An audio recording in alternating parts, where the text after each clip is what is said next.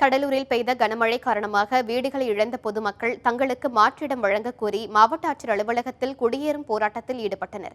கடந்த நவம்பர் மாதம் பெய்த கனமழையினால் கடலூர் மாவட்டம் நெய்வேலி நிலக்கரி நிறுவனத்தில் அதிக அளவு தண்ணீர் தேங்கியது. இதையடுத்து எந்தவித முன்னறிவிப்புமின்றி தண்ணீர் திறந்துவிடப்பட்டதால் அருகில் உள்ள கிராம மக்கள் பாதிக்கப்பட்டனர். இதில் நெய்வேலி பகுதியில் இருந்த 34 வீடுகள் அடைத்து செல்லப்பட்டன. பாதிக்கப்பட்டவர்கள் அருகிலுள்ள பள்ளியில் தங்க வைக்கப்பட்டனர். மீண்டும் பள்ளிகள் திறக்கப்பட்டதை அடுத்து வீடுகளை இழந்த மக்கள் தங்க இடமின்றி தவித்தனர். வருகின்றனர். மாவட்ட நிர்வாகம் 5 நாட்களுக்குள் மாற்று இடம் வழங்குவதாக தெரிவித்தும் இதுவரை வழங்காததால் பாதிக்கப்பட்ட மக்கள் மாவட்ட ஆட்சியர் அலுவலகத்தில் குடியேறும் போராட்டத்தில் ஈடுபட்டனர். மாற்றிடம் வழங்கும் வரை ஆட்சியர் அலுவலகத்திலேயே குடியிருப்போம் என்று அவர்கள் தெரிவித்தனர்.